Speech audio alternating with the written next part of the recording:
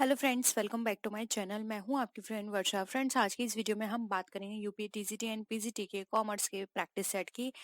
आज का जो हमारा टॉपिक है वो है गुडविल के ऊपर। वीडियो को स्टार्ट करने से पहले मैं आपको बता दूं कि हमने एक गिव अवे रखा है। आप न्यू ईयर गिफ्ट समझ लीजिए।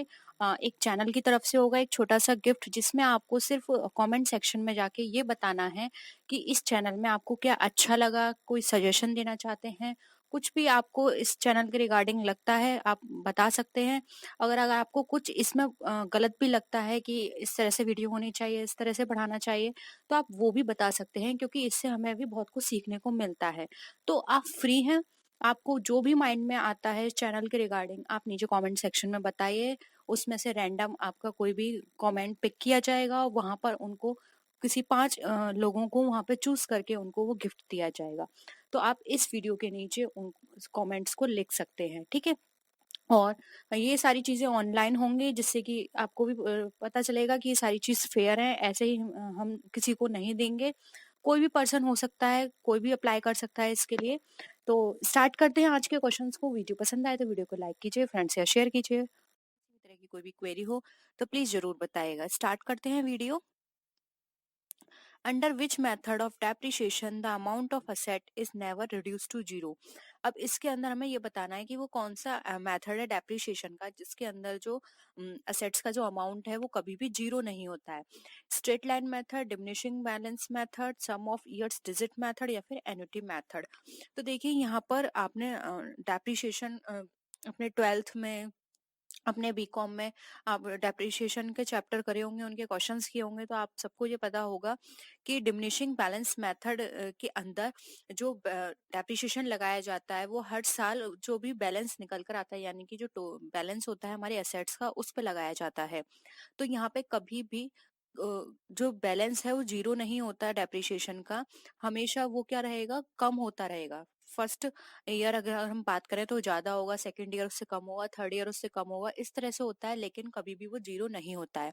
इसलिए यहाँ पे option D diminishing balance method हमारा राइट आंसर हो जाएगा। इसमें कभी भी हमारा जीरो असेट के वैल्यू नहीं आती है। नेक्स्ट क्वेश्चन पे आते हैं। The convention of conservatism when applied to a balance sheet result in. हमें बताना है कि जो कन्वेंशन है हमारा कंजर्वेटिज्म का, वो हमारा बैलेंस शीट में कहाँ अप्लाई होता है। जब ओवर स्टेटमेंट ऑफ असेट्स, यानी कि असेट्स को ओवर स्टेटमेंट कर दिया जाता है, over statement of liabilities, under statement of assets या फिर अंडर स्टेटमेंट ऑफ लायबिलिटीज।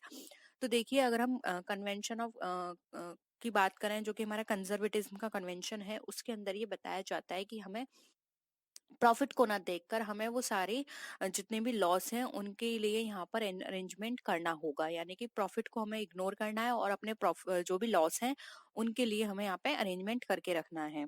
तो देखिए इसके अंदर क्या करते हैं, जो भी हमारे असेट्स होती हैं उनको अंडर स्टेट करते हैं, यानी कि उनको कम शो करते हैं, उनका मूल्य जो है कम दिखाते हैं। और डेप्रिसिएशन की व्यवस्था यहाँ पर की जाती है इस जो कन्वेंशन ऑफ कंजर्वेटिज्म है इसके अंदर।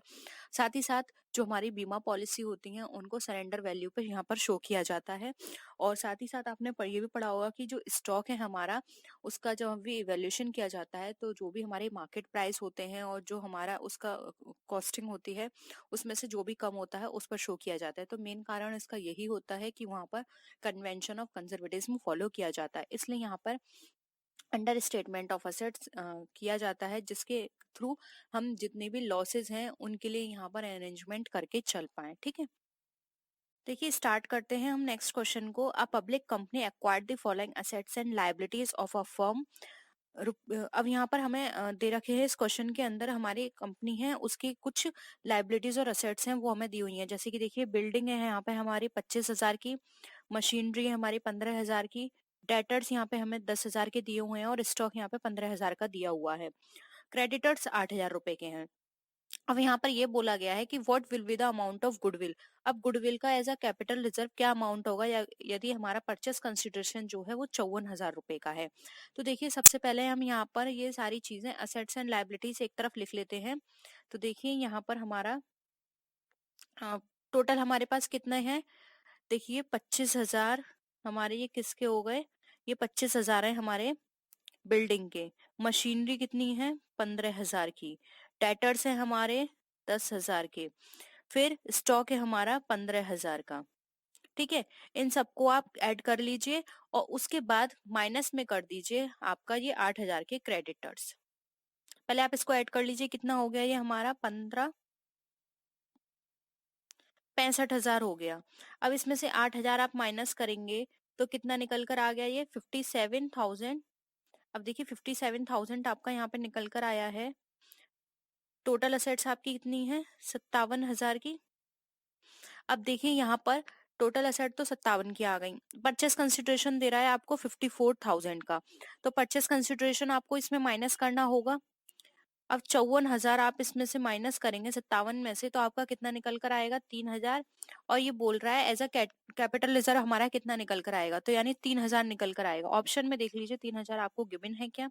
यस, यहाँ पे कैपिटल रिजर्व हमारा 3,000 गिवन है, तो ऑप्शन बी यहाँ पे हमारा राइट आंसर हो जाएगा। 3,000 एज अ कैपिटल रिजर्व हमारा गुडविल ट्रीट किया जाएगा। ठीक है, तो ऑप्शन बी यहाँ पे हमारा राइट आंसर है। आई होप ये क्वेश्चन आपको क्लियर है। नेक्स्ट क्वेश्चन पे आते हैं। अब देखिए यहाँ पर हमें क्वेश्चन दिया हुआ है, अब business is having adjusted net profit of ₹2 lakh. अब एक कंपनी है जिसका एडजस्टेड नेट प्रॉफिट है, जिसको हम समायोजित भी बोलते हैं, शुद्ध लाभ, वो 2 लाख का है। कैपिटल एम्प्लॉयड यहाँ पर इसका कितना है, 12,50,000 का है। If the goodwill is taken at 3 years purchase of super profit, यानी कि अगर ये गुडविल 3 साल का सुपर प्रॉफिट लेकर चलती है तो एक्सपेक्टेड रेट ऑफ रिटर्न 10% है इसका, तो गुडविल की वैल्यू हमें यहाँ पे काउंट करनी है। तो देखिए सबसे पहले आप यहाँ पर कैलकुलेट कर लीजिए, यहाँ पे जगह है, हम यहाँ पर कैलकुलेट करके देखते हैं कितना बताया था इन्होंने। अभी आपको मैंने ऊपर बताया था कि इनका जो एडजस्टेड प्रॉफिट है वो कितना का था, 2 लाख का था। ठीक है, एडजस्टेड प्रॉफिट 2 लाख था। और अगर यहाँ पे हम जर्नल पहले प्रॉफिट निकाल लेते हैं तो देखिए यहाँ पर ये कितना बता रहे थे, 12,50,000 बता रहे थे कैपिटल वर्थ इसकी। तो देखिए 12,50,000, ठीक है। अब कितना परसेंट है, 10% है, तो इसका हम 10% निकालेंगे, तो 10% निकालेंगे तो कितना निकल कर आएगा, 1,25,000। ये इसका क्या निकल कर आया, जर्नल प्रॉफिट। अब देखिए जर्नल प्रॉफिट, अगर एडजस्टेड प्रॉफिट दिया होता है तो एडजस्टेड प्रॉफिट से पहले जर्नल प्रॉफिट माइनस किया जाता है। तो इसका एडजस्टेड प्रॉफिट कितना था, 2 लाख रुपए था। और इसका जर्नल प्रॉफिट कितना निकल कर आया, 1,25,000। इसको आप माइनस करेंगे तो कितना निकल कर आया, 75,000। अब 75,000 ये आपका क्या निकल कर आया है, ये आपका प्रॉफिट निकल कर आया। अब यहाँ पे सॉरी, यहाँ पर आपने नॉर्मल प्रॉफिट लिया, नॉर्मल प्रॉफिट के साथ आपने एडजस्टेड प्रॉफिट को माइनस किया, तो आपका 75,000 जो बैलेंस निकल कर आया उसको हम गुडविल की तरह यहाँ पे ट्रीट करते हैं। तो ये 75,000 की आपके पास गुडविल आ गई। और ये क्या बोल रहा है यहाँ पर कि 3 साल की परचेस सुपर प्रॉफिट लेकर चल रहे हैं, 3 years purchase of super profits. अब यहाँ पे 3 साल में इसको क्या करेंगे, मल्टीप्लाई कर देंगे 75,000 में। 75,000 में जब 3 साल को मल्टीप्लाई करेंगे तो आपका टोटल बैलेंस कितना निकल कर आएगा, 2,25,000। ठीक है, तो ये 2,25,000 की गुडविल आपकी यहाँ पे ट्रीट की जाएगी, क्योंकि 3 साल की हमें गुडविल निकालनी थी। तो यहाँ पे 3 साल की गुडविल, 1 साल की गुडविल हमारी 75,000 निकल कर आई थी, अब 75,000 अब हमें 3 साल की निकालनी है, तो इसको यहाँ पे मल्टीप्लाई कर देंगे 3 से। तो यहाँ पे आपकी टोटल गुडविल की वैल्यू निकल कर आ जाएगी 2,25,000। तो देखिए 2,25,000 यहाँ पे हमारा क्या हो जाएगा, राइट आंसर हो जाएगा option number B, 2,25,000। Next question है, machine hour rate method of charging depreciation is useful when. अब हमें बताना है जो डेप्रिसिएशन के अंदर हम machine hour rate method use करते हैं उसका क्या यूज होता है। ऑप्शन है, output can be effectively measured, यानी कि जो आउटपुट है वो इफेक्टिवली मेजर किए जाते हैं, कर सकते हैं। Use of assets can be measured in terms of time, यानी कि जो असेट्स है उनको यहाँ पर हम मेजर कर सकते हैं टाइम के रूप में। थर्ड ऑप्शन है, utility of assets can be directly related to its productive use, यानी कि जो कि संपत्ति है वो प्रत्यक्ष रूप से प्रोडक्टिव वे में हम किस तरह से उसको जोड़ के यहाँ पे दिखा सकते हैं। नेक्स्ट है, entire production process is mechanised, यानी कि जो भी टोटल प्रोडक्शन होगा वो यहाँ पे मैकेनाइज्ड वे में शो किया जाएगा। तो यहाँ पर हमें बताना है मशीन आवर रेट मेथड जो चार्ज करते हैं उसका क्या फायदा होता है। तो देखिए मशीन आवर रेट के अंदर क्या होता है, जो भी असेट्स है जितने भी घंटे चलती है उतना ही डेप्रिसिएशन यहाँ पे चार्ज करना पड़ेगा। तो टोटल यहाँ पर कैसे हो जाएगा, जो भी उसने टोटल लाइफ में अपने घंटे यूज किए हैं उसका अनुपात यहाँ पे निकाल लिया जाता है।